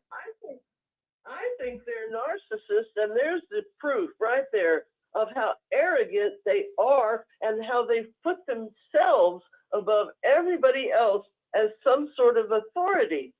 Not only do they dispense salvation, which no mortal man should do, but now they think they're the Christ. There you go. It's unreal. That's the religion people are following. But I'm thinking, even if I was an elder, yeah, go ahead. It's Maverick here. Yes, Maverick. This one makes my blood boil. This one makes my blood boil because it's not the first time. It's not the first time they've done this. It reminds me of Samuel Hurd when he said, "What I'm about to tell you next is not from the governing body; it's from Jehovah." And this is the same thing. And you know what it is, Rick? It's a tactic that we know well that gets the witnesses on board to think that I better do as I'm told. It shuts them down, you know, because what it is, if you say that your voice is likened, that what they say, the governing body, is likened to the voice of Jesus, it shuts the rank and file down. I wonder what else is said in that talk, because usually they use this kind of language when they want to change something. Don't you think? I think it's very common. There's something's going to be said that's going to upset people, and they need to sort of butter it up first. Let's condition their minds, you know, to not show any dissent. Let's shut them down psychologically. It's a really strong tactic that they use. So it's a fantastic thing you've just brought up, because to people who it could come across as, well, they're just saying that they are, you know, just show submission to the governing body, but they're not. They're saying, as already been mentioned, they you know, the voice is likened to. It's practically almost the voice of Jesus himself. So you better not disagree with what we're about to say. It's outrageous, Rick. Outrageous. Well, I like. What to say. Well, I like how you said that they're buttering people up for these changes, and you know, we could take that. Yeah. In other words, that's a good way of putting it. And what they're doing is they're trying to get people to be very, very submissive to them. So basically, what they're saying is that the governing body is, you know, Jesus is working through them, and they're just as well. They're just like Jesus. They are very much like him. Geez, you don't hear anyone say that, Maverick. That's a terrible thing. I don't even know how a man can stoop that low. Even if a man wasn't even a godly minded person, I don't think a man would say that. I don't really think they'd say it. You know, really, that's foolish. Yeah. So they don't realize what they're doing, Rick, as well, because they've just literally they're putting a noose for their own neck. Because if you're saying that the words that come out of your mouth is likened to the words of Jesus himself, it's practically the same thing, then you better not make any more mistakes, my friend. I'm with you. TV members, you know? Yeah. Because you've got no room now. You've got no room to say, well, we can't hold our hands up. Oh, it's unreal. And say we made a mistake, you know? You know, in fact, Maverick, I'll tell you, it's funny. We talk about the 5 stages of grief, but you know, the emotions that I now feel is humor. I really do. It's all of this stuff has become humorous. Here, you and I are kind of giggling a little bit tonight here because it's just so foolish. It's humorous. It becomes laughable. It's a joke. It's a joke what they're doing. Yeah. Yes. Thank you. It was hilarious that people were dying because of it. I could make jokes all day long about it. That people have died because of these arrogant so-and-sos. Yep. We're with you, Pixie. Hey, let's go to 813. Yeah, go ahead, Maverick. No, go ahead, Maverick. Yep. No, go ahead. Go and take the call. I have an exclusive for you. You might be interested in this after. All right, let the caller. Okay, I'll come back to you. 813, do you want to speak up? Yeah. Go ahead. 813, okay. 831. How about 831? Yeah, Rick. Yes. Hi, Rick. Oh, it's you, Anne-Marie. I wasn't sure that was you or not. Oh, no. I wanted to make sure everybody had their chance. I don't like to interrupt. I'm really with Maverick, like he said, buttering them up. You know, they are so crafty, the governing body. They don't say directly because they don't want to trip your radar switch. They don't want to trip that bullshit trip.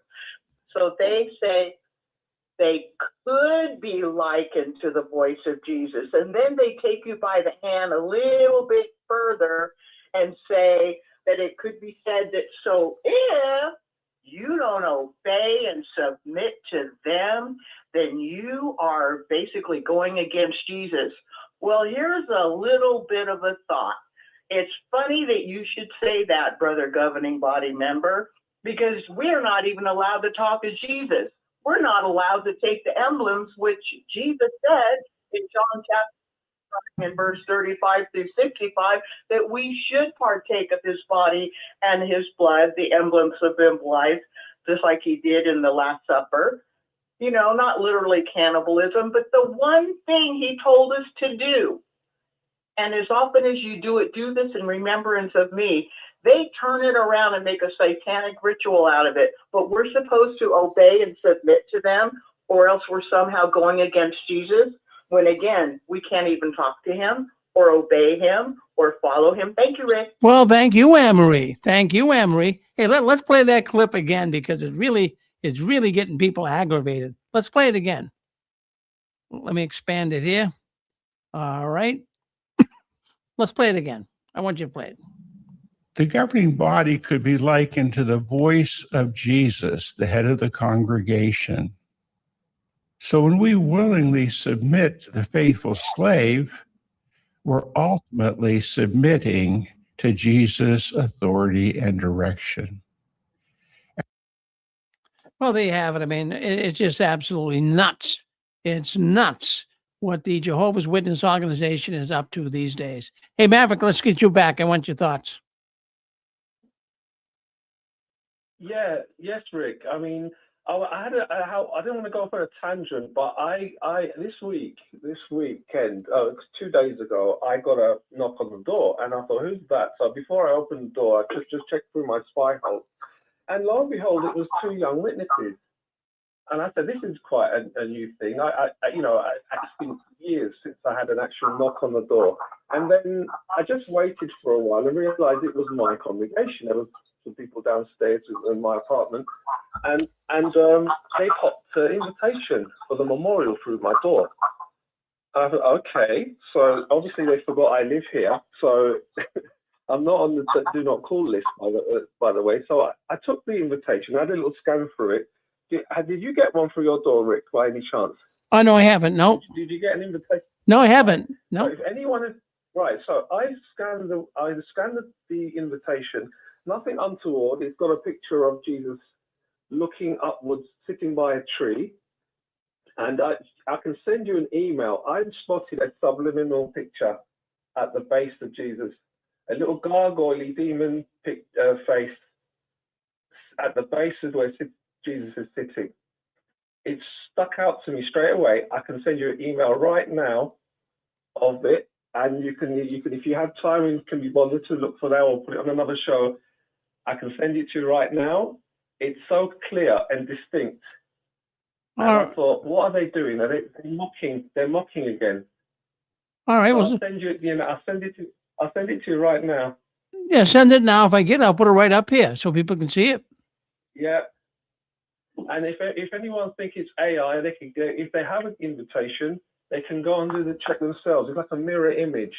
It's half. I don't know if you've got it, but All right. Yeah, I got it here now. So let me see if I can't get this thing uploaded here. Just give me a second, and we'll see if we can't get this thing into my. Well, let's see. Okay. Okay, we're gonna download it. Just gonna download it. And okay, let me just put right here. Hold on 1 second. All right, just give me 1 second here. We'll get this right up. I want to put it up so everybody can see it. Maverick just sent it to me from London. So give me a second here, do that. And I'm going to get into my video suite now. And I'm going to get that picture right up here. Okay, let's do this. Let's go to my media assets here. And let's put it up right here now. Let's add a file. All right.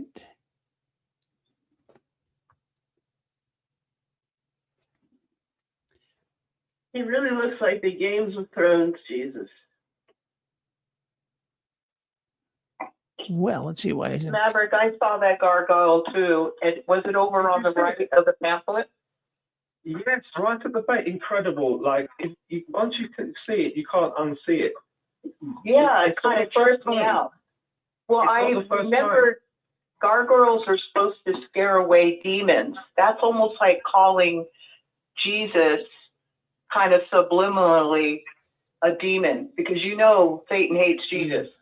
And that's crazy. I'm glad you brought it up.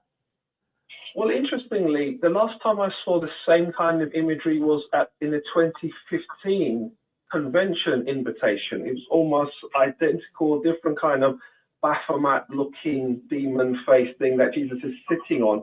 And I thought, is this a mockery to say that the Jesus at the Watchtower thinks it's following is actually, its foundations are in the occult? That was my kind of speculation. I'm not saying it's anything's in stone, but like Rick says, don't take it to the bank and cash it. I'm just speculating as to why they would have a sinister, gargoyle-looking image at the base of where Jesus is always sitting on a rock or a tree stump or something. Every time I see a picture like that, it makes my ears prick up. I'm like, they're mocking. They're doing a mockery again.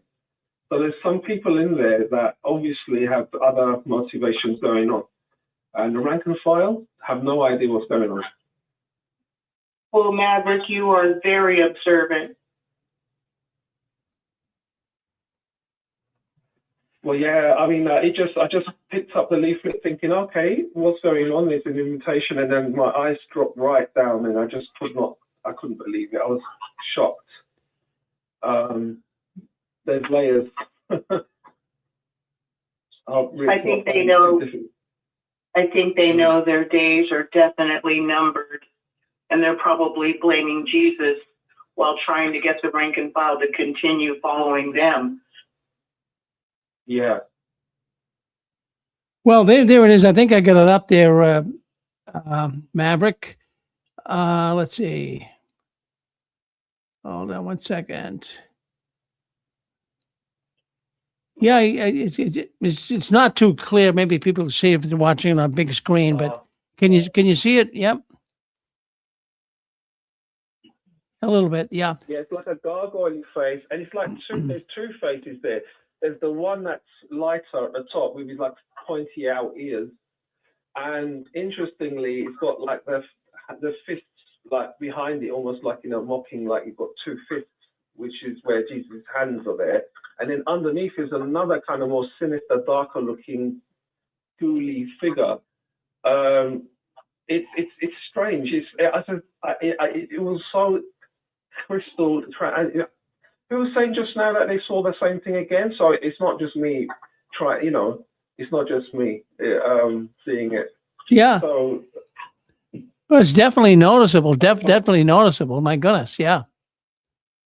yeah, and to me, I just thought, well, what are they trying to say? Because it's always around an imagery where Jesus is sitting or praying or something. Like I said, there was another one very, very similar to this in 2015. It's quite a while back, but the invitation to the convention, there was another one just like that. And I thought, oh, goodness me, look, they're mocking. They're mocking. So this is memorial invitation and they're mocking. Well, it's a shame. It's a shame. Well, thank you for sending that. My goodness, thank you. No problem. Thank you, Maverick. Appreciate it. Let's go to 978. 978. Hold on one second, Dan. 978. Go ahead. Yeah, unmute yourself, Susan.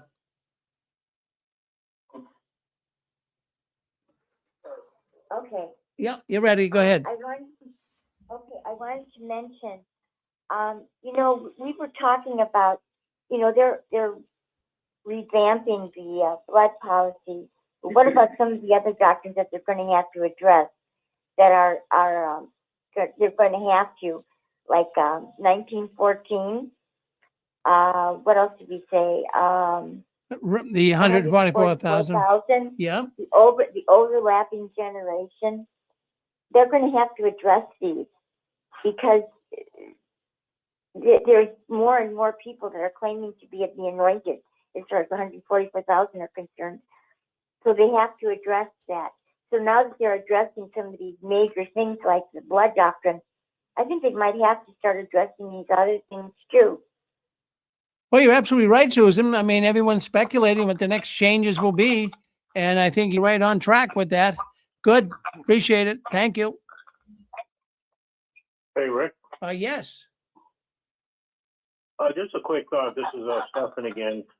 Rick, you and I have been around long enough to remember that Watchtower used to teach that the Bible wasn't for us, the rank and file. It's primarily a love letter. I heard a circuit overseer say to Christ's anointed brothers. They used to also teach that Jesus wasn't our mediator. You remember that, correct? Oh, sure. Okay, so then wouldn't that also by extension mean that this whole blood policy does not pertain to the rank and file, but only to the anointed? Well, yes, you'd have to. You're absolutely. That's an interesting thought you're bringing up, Stephan, because you're exactly correct. But what the Watchtower would do to weasel out of that, they would say by extension it applies to the great crowd. Mm-hmm. That's what they would say. I know they would. Yeah. But primarily, this is only for the anointed. That's right. You're right. My point being, if you're a rank and file Jehovah's Witness and you're shaking in your boots about whether or not you're going to need blood, or if you've taken blood, that curse you to eternal condemnation, according to the society, according to the Watchtower, this doesn't apply to you anyway. So you can sleep better tonight. Thanks, Rick. Well, I'll tell you, Stephan, you are quite the analyzer. I'll tell you, you dig deep. You dig very deep. You come up with some interesting thoughts. Thank you, Stephan. Let's go to Dan. Dan, come on back. Hey, Rick. Yes, Dan. Yeah, I was just going to say, do you know what they do with people who think they're Jesus? You know what I mean? Kind of like governing body. I mean, they're not exactly saying it, but they are. But, they put them in mental wards. There was a guy one time that thought he was Jesus, and it's a true story. And this psychiatrist came in and says, oh, I can handle him. I can fix him right away. And so he went into the cell where he was at, the room. Are you there? I'm here, yep. Right. So he went into the cell. I'm going to pull off here. Hang on. He went into the cell, and he says, I'll handle this. And anyway, he got a cell next to him. He said, put me in the cell next to him, the psycho worker. He went in the cell and talked to him, and the guy says, I am the Lord, I am this, and I am that. It's a true story. He went into the cell next to him, and he started cutting. boards, and this crazy guy was listening, you know, and he was just sawing and cutting and nailing and cutting and nailing. And then finally he walks over to this ward where the guy was Jesus, and he had a handful of nails and he had a big cross. And he said, "There's only one thing left to do, Jesus." That was the end of his sanity. It's a true story. Yeah. So that's what they do with people that, and they're getting pretty far out there. I mean, when I heard you read that, when you made that comment, when you read that, when you played that video, I was like, man, right after the blood thing to say, we hear Jesus' voice and we represent him, and you know, we're, you know, but again, here's the thing that people got to remember. They still need your submission. Everybody has to submit. As long as you're submitting, you're under that spell. You're under that governing body spell. And you've been given an invitation to see the truth with this whole thing. So even though they're saying, come under our spell, you know, we're under, you know, we're under, you know, the Watchtower's under, the congregation's under Jesus, the governing body's under Jesus, and he's the head of the congregation. Everybody cannot deny the reality of what they've just seen with the blood, and they can come out of this spell. It just takes a little courage. But anyway, I wanted to share that about the ward. Don't you think they're about ready for the ward? Well, I like that. Yes, thank you. Yep. Welcome, Rick. Want to say something? Hey, Rick, you know, I just wanted to say that it was interesting what Stephanie was saying about, no, not Stephanie. It was a man that came on and said that he heard from, and I think he said his elder friends, that they're going to be doing a brainwashing kind of a situation coming up here shortly, so that nobody will be leaving. So, man, I'll tell you what, if I heard that, I would start saying, I'm going to watch myself. You know, if you feel like led to close your eyes while you're watching certain things, or leave the room and go to the bathroom because you feel that might be happening, I would definitely, you know, just check in with yourself and make sure that you're not just falling into their hypnosis, you know. So yeah, and I think that's what Stephan just said. You know, that's why they came out with, you know, we're the governing body. You know, Jesus is our head. Listening to us is like listening to him. I think they're establishing that authority again. Like, let's round everybody up. Let's reground them. Tell them who's who, and then continue the brainwashing. Well, I'll tell you, they're going to try every trick in the book right now, Dan. Any way at all to keep this thing alive. Hey, thank you, Dan. Thank you, Angela. Always good to hear from you guys. I want you to know that. Thank you. Yeah. Let's go out to looks like, is it Dick and Constance? Yes. Yeah, thank you, Rick. I just had a quick thought. You know, at the convention last summer, the Watchtower showed a video where the words Kingdom Hall was coming off of the building, and the brothers were getting their go bags. They were getting the car, and they were driving off, and they had a dovey background in the sky. So as you always say, Rick, they tell you before they tell you. They tell you while they're telling you, and then they tell you. I wouldn't be surprised. I think Anne Marie was right. I think they know the end is near. They can't sustain the BS. And they're going to be telling the witnesses, the ones that are hypnotized to believing it's the truth, that they sell your house, sell your car, sell everything, and give us the money, and we're going to tell you where to go. There's going to be a FEMA camp, and you're going to be safe there because Armageddon's right on the verge. Well, that's the last-ditch effort, in my opinion, to get as much money as they can from the Jehovah's Witnesses. Another thing I would say is that Six Screens has touched thousands of people. And a lot, maybe thousands, have come out of the cult because of the Six Screens. So Six Screens is very influential. I know last year I invited Stephen Lent to come on, and we wanted to talk to him about a bunch of different issues. And I asked the audience, I gave the phone number out to the Watchtower, to call the Watchtower and invite Stephen Lent to come on. These guys would never have the guts to come on because they're just fraudulent. I know the time that me and you went up to Watchtower. You weren't afraid of them. You know, they, oh my God, it's return, you know, get security out there. We confront them and we tell them, come on 6 screens, debate us, tell us your position, tell us why you came up with this new light on storing your own blood for a transfusion, which was never allowed before.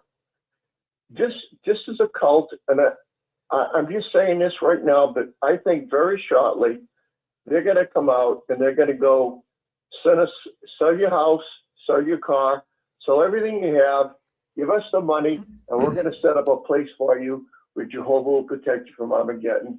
I think they're on the cusp of that right now, Rick.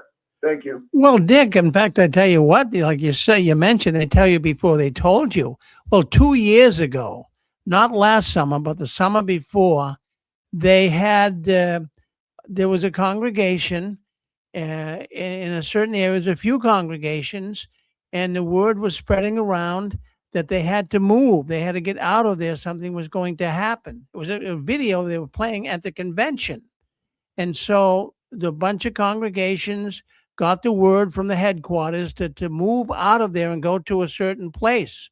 So some of the brothers and sisters in their video was kind of, mocking it, or I don't have to go and all of this. But so anyways, a bunch of the brothers and sisters in the video went to this certain place. It was like a campground.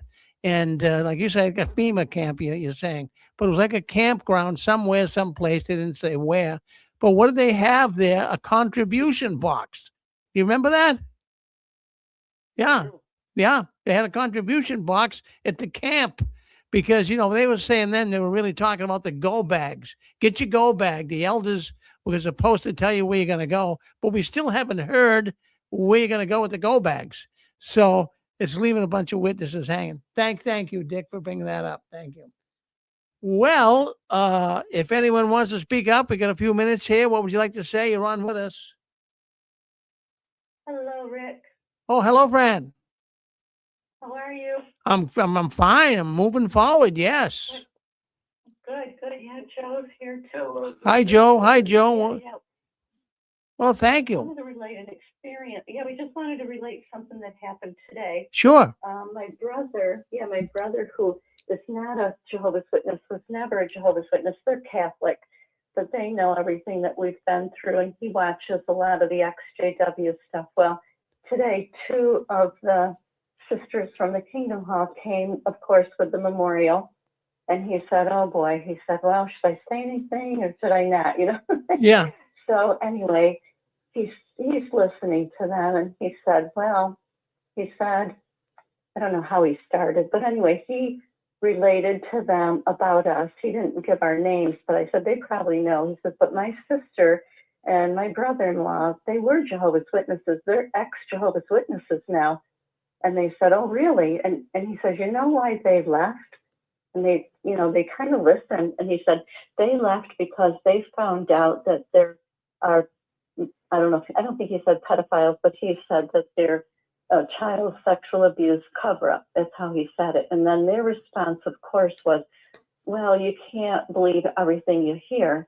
And he said, well, I don't know what he said to that, but he just kept going on and on. He said about the how much time that we put into building Kingdom Halls, and that basically we did all the work and then they profit from it. So he covered that. He covered the child sexual abuse, and he covered the shunning. He said, no, he said, my nieces and nephews, I haven't spoken to them. He said, I think that it's terrible. I think that it's horrible that they're not speaking to their own parents. They really didn't have much to say, but they got an earful. And then my brother called us right away and he said, I got to tell you what happened. I said, well, good. Don't hesitate to say our names, who we are, because we put our name and our phone number out there, so don't hesitate. But he said one of them was kind of listening and the other one was denying everything. But we knew who they were. Oh, he had it on his Ring because he's got the Ring doorbell. So he had the whole thing recorded and he sent part of it to us. So the point is that we tell everybody about Jehovah's Witnesses because it's going to be the public. What is it? The public. Public. The public is going to inform Yeah. our children. Our four are shunning us.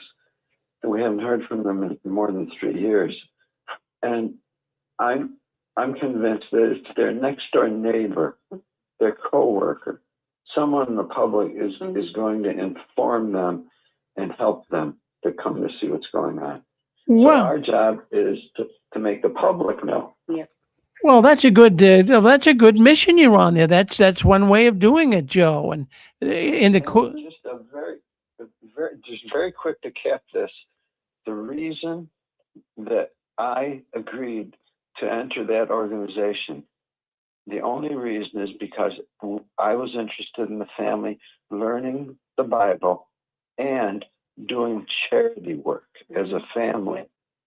And sure enough, we realized they do not do charity work. It's all self-promotion, all self-promotion for profit, for their profit.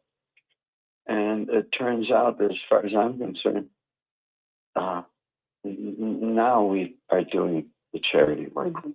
Well, you got that one right.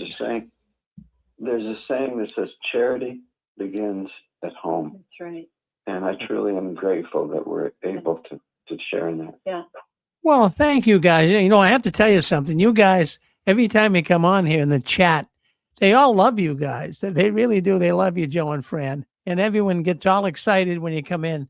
Well, thank you for your thoughts tonight. And thank you for sharing that with us, Fran and Joe. Well, thank you. Vice versa. Thank you very much. Keep up the good work. Yes, go ahead. You're on. Okay. Yes, go ahead. Hey, this is Jesse in Yuma. Yes. Hey, Rick, I got a question for you, but I want to start it off with just a little quick story. Sure. It's a political story, but my family still talks to my wife. They don't talk to me and Gilbert. They think that me and Gilbert took our wives hostage. So they talk to the wives still, but they don't talk to me and Gilbert. But the other day, my wife got so tired of my mother-in-law because every time she visits her, all she does is bash on Trump. And she goes, "Hey, Mom, with all the new light you got, the beards and you can wear dresses now, did you guys drop the political neutrality?" And she goes, "No, because all you do is bash on Trump. I mean, you sound like a hardcore commie, like Jesse says." And so she told her mom that. And I guess in the Spanish congregation where we come from, all the witnesses were communist, leftist then. Is that the same in the English? I always wondered that. In the Spanish, they're all on Section 8 housing, government, depression, every kind of government program. They could change the Spanish congregation and just name it the government program congregation, because everything is a government program with them in the Spanish congregation. Is it the same thing in the English? Well, I'll tell you, I mean, I'm sure there's, many of English people, in some of these English speaking congregations too, that, getting help from the government, and rightfully so, many need it. But I do know what you're saying. It's something that a lot of witnesses, I'm going to tell you what, the Watchtower, they love it when people get on the government payroll, because that allows them to go out and service. They can go out and service now, and they got money to put gas in their car and tires and be able to drive around all day and do the work for the Watchtower on the government's dime, So let me ask you this question. What do you think? Me and Gilbert debated it. We think they will never drop the political neutrality. They'll drop in the new light. They'll get rid of even homosexuality. They'll get rid of transgenderism. They'll do anything, but they will never drop. They'll get birthdays. They'll get Christmas. But I don't think they will ever drop the political neutrality dogma. You don't think so? I think is the lie. Yeah, no, I don't think so. Yeah. Well, of course, they've got to remain that way to some degree. I mean, they've always, there has to be an enemy in all stories and all. There's got to be an enemy, and the government's the enemy. Yeah, the government's the enemy. Okay, great point. I never thought of it that angle. Thank you, Rick. Well, Jesse, the host is always right. Well, I'll tell you what, Jess, you're a good man. Now, don't you ever change. You just keep staying like your brother. You and your brother, we love you both. Thank you. Okay, talk to you, bro. Thank you. Hello. Before Jesse takes off, can I just say something? This is Apostle Babe. Hi, Apostle Babe. Yep. Hi, I just wanted to bring up that this is how Trump's family did become wealthy, is by having and owning property that the government would pay for. So it was this kind of housing. It was HUD housing. It was the supplemental income, this kind of stuff. So yeah, there's that. Just wanted to bring that up. Well, that's good, Apostle Babe. No, in fact, I have to tell you, this economy right now, I mean, everybody's going to have some help. You can't have, what are the gas prices out in California right now, Apostle Babe? I'm hearing it's like $6. Is it really? I haven't been out and about to see. I hear it's the highest of the whole U.S. Yeah, we're just about here in Massachusetts, where I've never seen it this high. I've seen it at $3.89. Next week they're saying it'll be $4. As long as I've lived here, I'm a 78-year-old man. I've never seen gas prices this high. I know you guys out there in California are getting killed, but this is going to really strangle the economy. People, in fact, I'll tell you, I do business with a lot of pizza shops, and the pizza shops always tell me when gas goes to $3 a gallon, people stop buying pizza, because I mean, really, that's gas money. You know, a guy's got 4 or 5 kids, he's got a few extra bucks, he buys pizza for the family, but he has to save that money now for gas. So we're going to see a real stranglehold on the economy if this continues this way. And a lot of people, I mean, I'm going to tell you, a lot of people are going to need help from the government. And really, people today, and I'm glad the government's here to help people, because other than that, we'd all be in a pickle, really big time,